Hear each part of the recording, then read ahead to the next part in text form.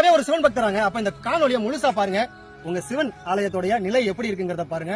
ஒரு வைகை கரை ஓரத்துல 800 இருந்து 1000 வருடம் பழமையான இந்த கோவில் நிலை எப்படி இருக்குங்கிறத பாருங்க. ராமநாதபுரம் மாவட்டம் பரமக்குடி வட்டம் அங்க இருக்கிற கள்ளிக்கோட்டைங்கிற ஊர்ல தாங்க இந்த கோவிலானது இருக்கு.